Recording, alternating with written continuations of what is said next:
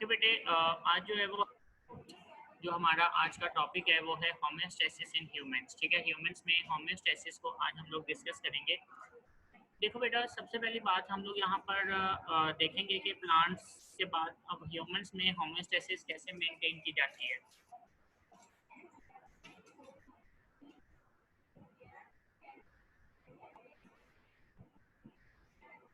अब हमारे पास homeostasis in humans, ठीक है, ह्यूमंस में होम्योस्टेसिस। ओके बेटे, ह्यूमंस में होम्योस्टेसिस के अंदर हमें सबसे पहले इनके देखना होगा कि वो कौन से इंटरनल कंडीशन हैं जिसे मेंटेन कर रहा होता है। बॉडी को मेंटेन करना बहुत ज़रूरी है और उसमें से हमारे पास सबसे पहले जो आ रहा है वो है टेम्परेचर। इसके बाद नंबर 2 जो बॉडी ने मेंटेन करना है that is CO2 level in blood. Number 3 water and salts in body fluids, इसको मेंटेन करना बेटा ज़रूरी होता है।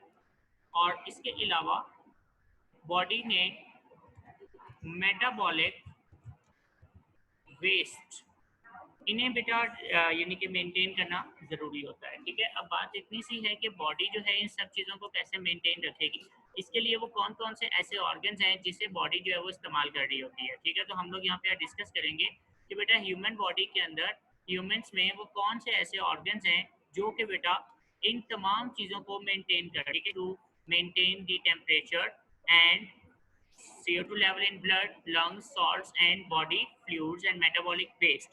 तो सबसे पहली बात हम लोग यहाँ पर देखेंगे कि वो जो ऑर्गन्स हैं जो बॉडी के अंदर हेल्प कर रहे होते हैं to maintain the homeostasis. Organs that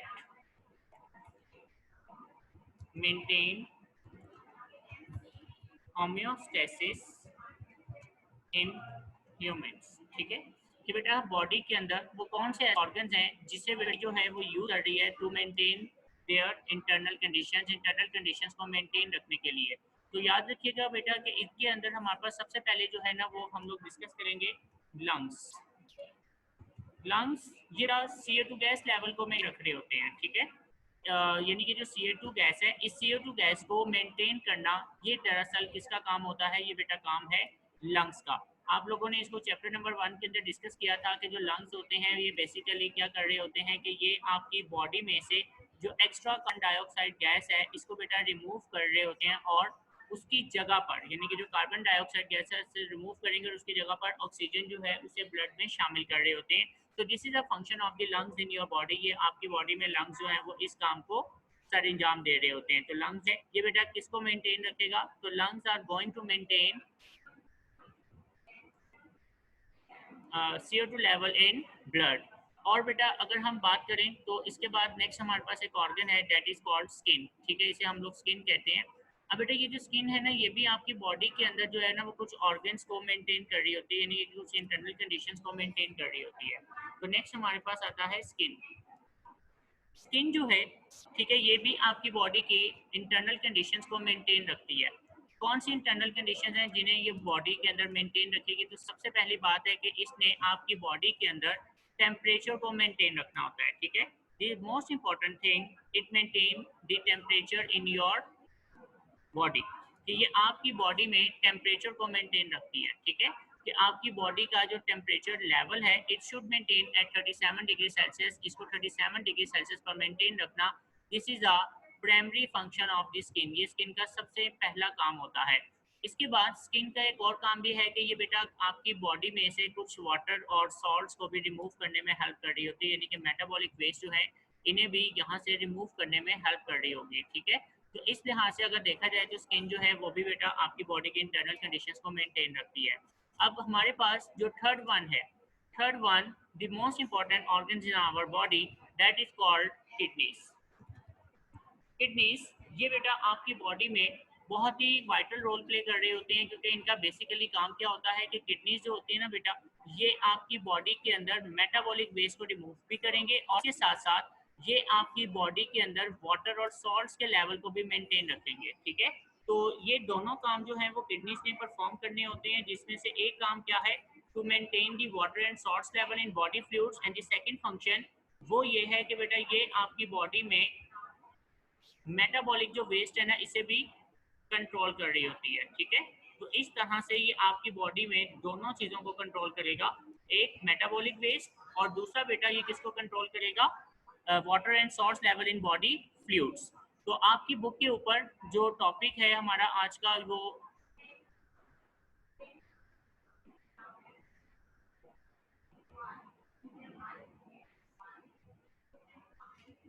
इसमें आप लोगों ने क्वेश्चन में आपको लिखवा रहा हूँ, ठीक है। ये क्वेश्चन आप लोग सबसे पहले यहाँ पे लिख लें।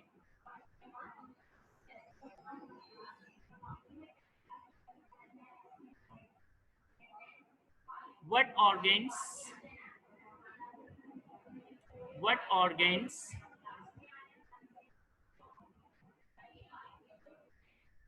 are working for homeostasis in humans? What organs are working for homeostasis in humans? What organs are working for homeostasis in humans?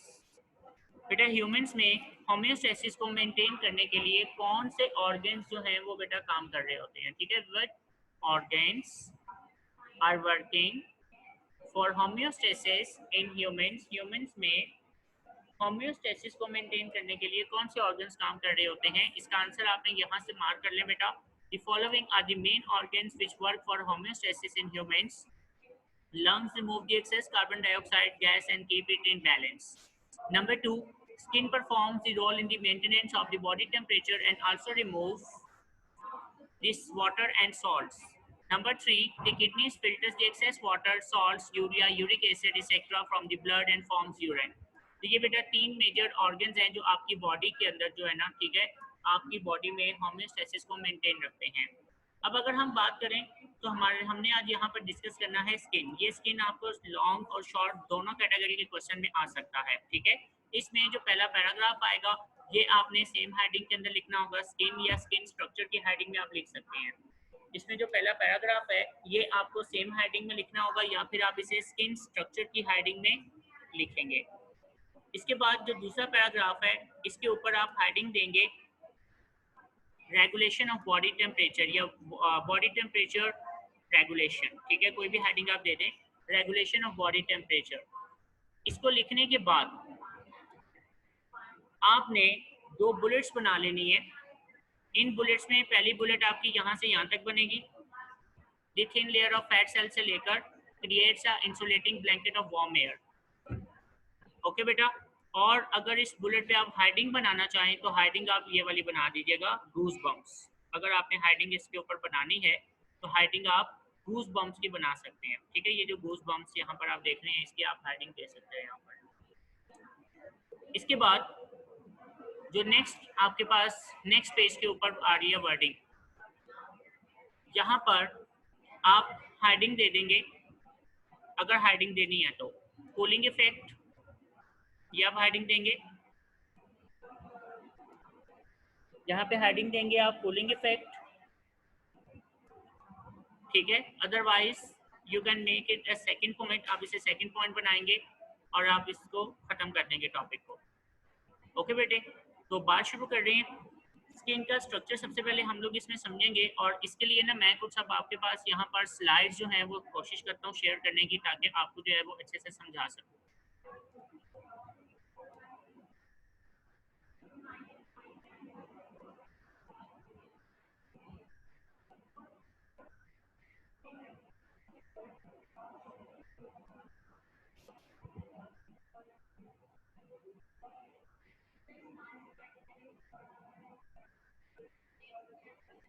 एक मिनट बेटा, जस्ट वो स्लाइड्स कुछ ओपन हो रही हैं तो उसके बाद फिर मैं कोशिश करता हूँ इनको आपको स्लाइड्स की मदद से ही समझा देता हूँ।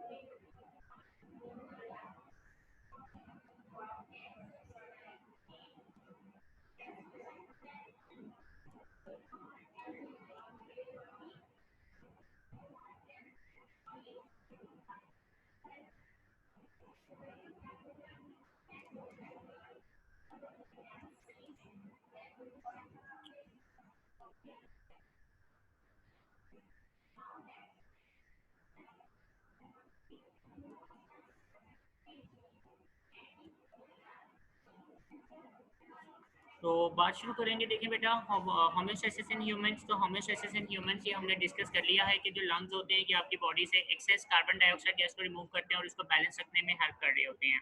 इसके बाद जो सेकंड पॉइंट था हमने जो अभी डिस्कस किया कि जो स्किन है, ठीक है, it is mainly performing the maintenance of the body temperature and also remove the excess water and salts, ठीक है, फ्रॉम योर बॉडी। ये इसको भी मेंटेन रखेगी।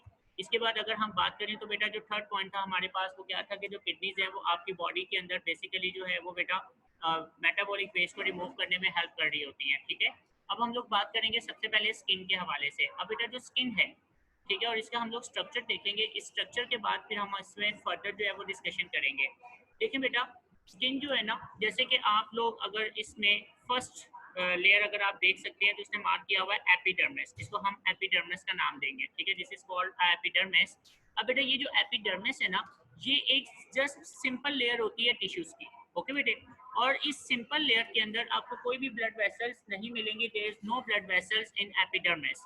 इसके बाद अगर आप गौर करें तो आपको इसके नीचे एक प्रॉपरली बड़ा सा पोर्शन नजर आ रहा होगा जिसे हम डर्मिस कहेंगे, ठीक है, इट इज कॉल्ड डर्मिस। इसे हम डर्मिस का नाम देंगे। अब बेटा ये जो डर्मिस वाला पॉइंट है ना, ये एक बहुत बड़ा एरिया होता है जिसके अंदर आप देख सकते हैं आपको ब्लड वेसल्स भी मिलेंगे। इसके अलावा आपको इसके अंदर बेटा यानी कि जो हेयर्स हैं ये भी आपको मिलेंगे। और इसके अलावा आपको इसके अंदर डिफरेंट ग्लैंड्स भी मिलते हैं, जैसे कि आपको स्वेट ग्लैंड्स है, ऑयल ग्लैंड है, ये भी आपको मिलते हैं, ठीक है। और बेटा इसके अलावा इसके अंदर नर्व एंडिंग्स भी आपको मिलेंगी। और इसके नीचे फिर से आपको एक फैटी टिश्यूज मिलेंगे। फैटी टिश्यूज बेसिकली ये बेटा आपके पास जो है ना एक फैट की लेयर होती है, ठीक है। तो ये इसका स्ट्रक्चर है। तो अब आपकी बुक शेयर कर रहा हूँ यहाँ पर, जिसमें वो अब आपको स्ट्रक्चर के बारे में यहाँ पर समझा रहा है, ठीक है।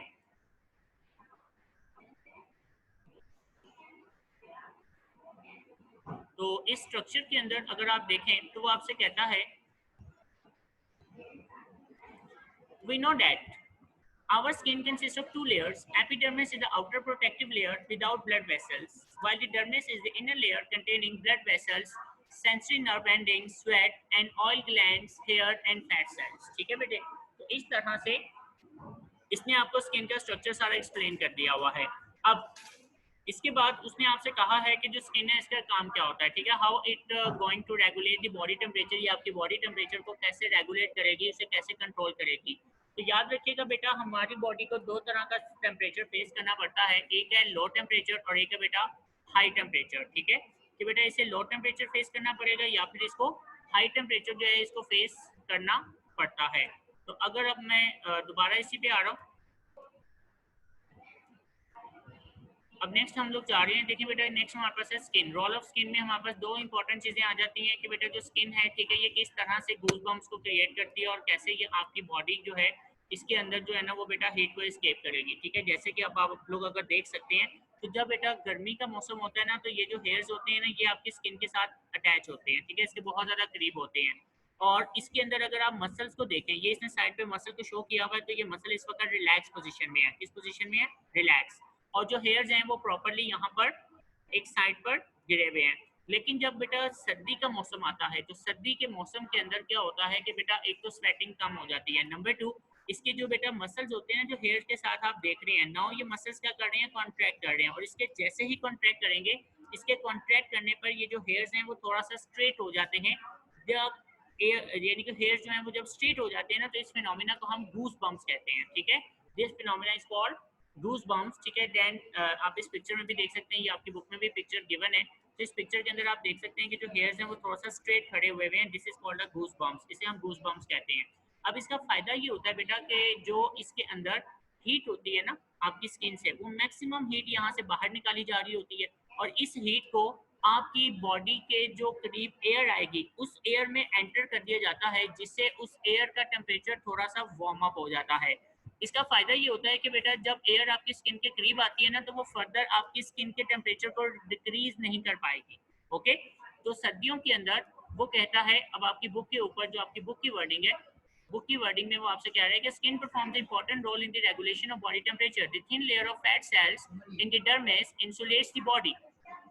Contraction of the small muscles attached to hairs forms goosebumps. It creates an insulating blanket of warm air. Okay, ये इसने आपको एक एग्जांपल दी है कि किस तरह से जो गूस बम्स की बेटा ये पिक्चर है, ठीक है, जो वहां पे भी आपने ऑब्जर्व की है। तो यहाँ पर जो हेयर्स हैं आप देख सकते हैं कि ये हेयर्स जो हैं वो खड़े हुए हैं। इससे क्या होगा कि जो एक्स्ट्रा आपकी स्किन से हीट है वो जो एयर आपकी स्किन के करीब आएगी ना उसमें ऐड कर दी जाएगी, जिससे उस एयर का टेम्परेचर बढ़ जाएगा और उसका टेम्परेचर नॉर्मली थोड़ा सा बढ़ जाएगा, जिससे आपकी स्किन का टेम्परेचर फर्दर डिक्रीज नहीं होता। तो इस तरह सर्दियों के अंदर जो है ना स्किन गूस बम्स की मदद से आपकी बॉडी टेम्परेचर को मेंटेन रखेगी। अगर अब हम बात करें तो देखें बेटा ये आपके पास है in a winters sorry in a summer season के समर में ये क्या होगा, तो समर के अंदर जो है ना बेसिकली ये कूलिंग इफेक्ट पैदा करेगी, ठीक है, it is going to create a cooling effect, ये कूलिंग इफेक्ट को प्रोड्यूस करेगी। अब कूलिंग इफेक्ट कैसे प्रोड्यूस करेगी इसके लिए मैं आपको यहाँ पर एक पिक्चर से इसको समझा देता हूँ। देखिए बेटा लेट्स सपोज ये मेरे पास जो है ना समझ लें कि ये बेटा मेरे पास जो है ना वो स्किन है, ठीक है, let's suppose this is the upper part of the skin. अब बेटा स्किन में आपको छोटे छोटे जो है ना वो माइक्रोपोर्स मिलेंगे, ठीक है, ये माइक्रोपोर्स हैं बेटा जो कि अंदर से स्वेट ग्लैंड्स के साथ जुड़े हुए होंगे। अब ये समझ लें कि these are the micropores, that is the opening of sweat glands, जो कि बेटा स्वेट ग्लैंड्स की अंदर से ओपनिंग होती है, ठीक है बेटा, ये छोटे छोटे पोर्स हैं।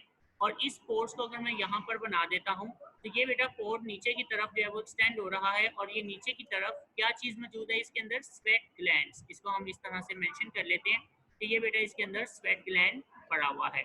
अब होता ये है कि बेटा जब बाहर गर्मी होती है तो इस गर्मी के मौसम में आपकी जो स्किन है ना वो बहुत ज़्यादा स्वेट बनाना शुरू कर देती है, यानी कि इसका काम क्या है, स्वेट प्रोड्यूस करना, और ये स्वेट आपकी स्किन के ऊपर फैल जाएगा, ठीक है।